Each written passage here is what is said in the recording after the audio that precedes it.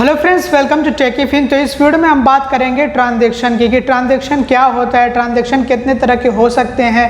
क्योंकि कुछ लोगों के कमेंट्स आते हैं कि ट्रांजैक्शन चार्जेस क्या हैं या फिर ट्रांजैक्शन चार्जेस कितने हैं, तो इसलिए मैं इसका जवाब नहीं दे पाता हूं और मैं उनसे पूछता हूं कि किस ट्रांजैक्शन के बारे में आप पूछ रहे हैं, किस ट्रांजैक्शन चार्जेस के बारे में आप जानना चाहते हैं। तो इसलिए आप लोगों को मैं इस वीडियो में बताने वाला हूँ कि ये ट्रांजैक्शन होता क्या है और ट्रांजैक्शन कितने तरह के हो सकते हैं। तो ट्रांजैक्शन सबसे पहले हम समझते हैं इसको। तो ट्रांजैक्शन जो आपके बैंक खाते से लेन देन होती है उसी को कहते हैं, चाहे आपके खाते में पैसे आए या फिर आपके खाते से पैसे जाएं, बस वही ट्रांजैक्शन होता है। अब इससे ज़्यादा जो है आसान भाषा में हम इसको नहीं समझा सकते हैं।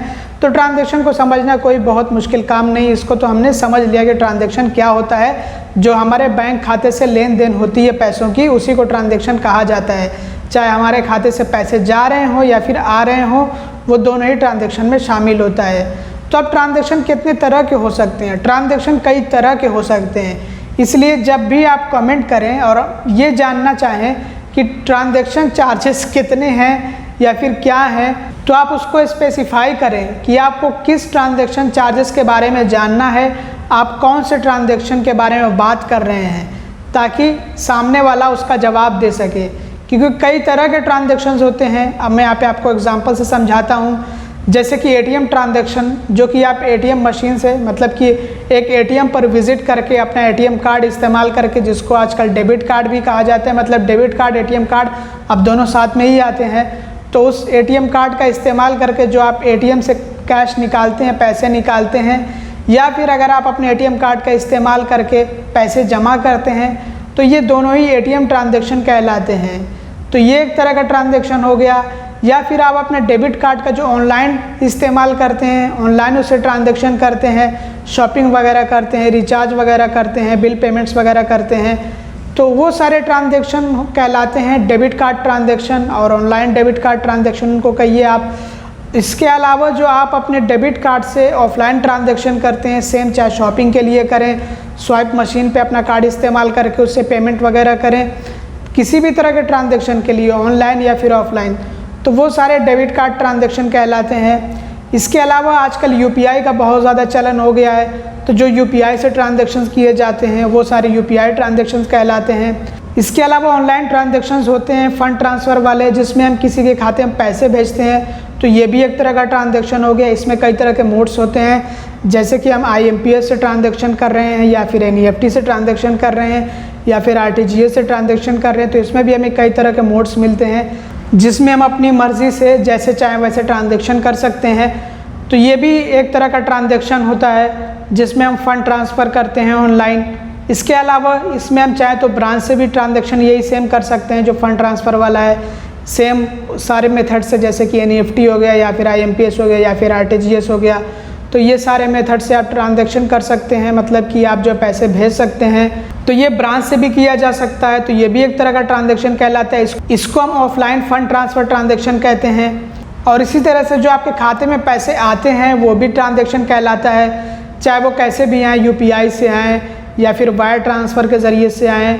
जो आजकल जो है यूट्यूब वगैरह पे काम करते हैं, उनको जो है वायर ट्रांसफ़र के ज़रिए पैसे भेजे जाते हैं, या फिर IMPS, NEFT, RTGS के ज़रिए आए कोई और आपके खाते में पैसे भेजे अपने खाते से, तो वो भी ट्रांजैक्शन ही होता है।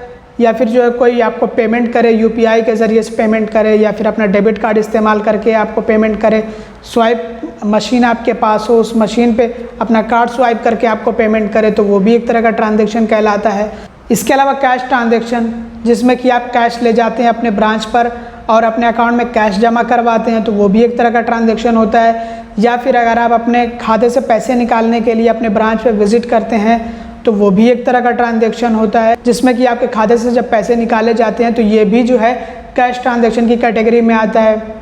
इसके अलावा भी बहुत तरह के ट्रांजैक्शंस होते हैं, पेमेंट्स वगैरह, जो आप चेक के ज़रिए पेमेंट करते हैं, वो भी एक तरह का ट्रांजैक्शन होता है कि आप जो किसी के नाम से चेक इशू कर दें या फिर कोई आपके नाम से चेक इशू कर दे, तो आप जा कर के उसको डिपॉजिट कराते हैं, या फिर आप DD इशू करवाते हैं किसी के नाम से, तो वो जो है DD आप जब देते हैं तो वो उसके पैसे आपके अकाउंट से कटते हैं। तो ये भी एक तरह का ट्रांजैक्शन होता है। या फिर कोई आपके नाम से DD इशू करे, तो वो जब आप अपने अकाउंट में जो है एक तरह से उसको डिपॉजिट करते हैं या फिर रिडीम करते हैं तो वो भी एक तरह का ट्रांजैक्शन होता है। तो कितने तरह के ट्रांजैक्शन हैं, इसको आपको स्पेसिफाई करना होगा। जब भी आप किसी से पूछने जाएं कि ट्रांजैक्शन चार्जेस क्या हैं, तो आप पहले ये स्पेसिफाई कर लें कि आप किस ट्रांजैक्शन के बारे में बात कर रहे हैं।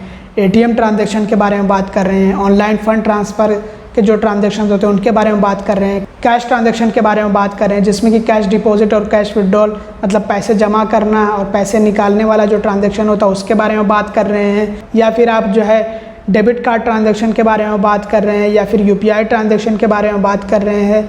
तो आपको स्पेसिफाई करना होगा, आपको बताना होगा कि आप किस ट्रांजैक्शन के चार्जेस जानना चाहते हैं, किस ट्रांजैक्शन के बारे में बात कर रहे हैं। ये तो वही बात हो गई, आप किसी मोबाइल शॉप पे पहुँचे हैं और आपने कहा है कि मुझे एक मोबाइल फ़ोन चाहिए है, उसका कितना प्राइस है। तो आपको पहले बताना तो पड़ेगा ना कि आप किस कंपनी का कौन सा मॉडल परचेज़ करना चाहते हैं, तब तो वो शॉपकीपर आपको बताएगा उस मोबाइल की कीमत, नहीं तो कैसे बता देगा। या फिर आप एक लैपटॉप लेना चाहते हैं तो जा कर के डायरेक्टली लैपटॉप की दुकान पे अगर आप पूछेंगे कि लैपटॉप कितने का है तो वो थोड़ी बता देगा कि आप किस लैपटॉप के बारे में बात कर रहे हैं। आपको पहले बताना पड़ेगा आपको किस कंपनी का लैपटॉप चाहिए है और जो है कौन सा मॉडल चाहिए है। तो इस तरह से स्पेसिफाई आपको करना होता है, तब दुकानदार आपको उसकी कीमत बताता है, नहीं तो आप ऐसे ही जाकर पूछेंगे तो थोड़ी बता देंगे। तो इसलिए जब भी आप ट्रांजैक्शन चार्जेस पूछें तो बता दिया करें कि आपको किस ट्रांजैक्शन चार्जेस के बारे में जानकारी चाहिए है, नहीं तो मैं कैसे जान पाऊंगा कि आप किस ट्रांजैक्शन के बारे में बात कर रहे हैं। दुनिया भर के ट्रांजैक्शंस होते हैं, कई तरह के ट्रांजैक्शंस होते हैं, तो मैं कैसे बता पाऊंगा कि आपको किस ट्रांजैक्शन के बारे में जानकारी चाहिए, आप किस ट्रांजैक्शन के चार्जेस के बारे में जानना चाहते हैं। तो इसलिए इसको स्पेसिफाई करना बहुत ज़्यादा ज़रूरी है। इस वीडियो में बस इतना ही। उम्मीद करता हूँ कि आपको इस वीडियो से काफ़ी कुछ जानने को मिला होगा। अगर आपको वीडियो पसंद आए तो ज़रूर लाइक कर दीजिएगा, चैनल को सब्सक्राइब ना किया हो तो सब्सक्राइब भी कर लीजिएगा और वीडियो को शेयर कर दीजिएगा। Thanks for watching, bye bye.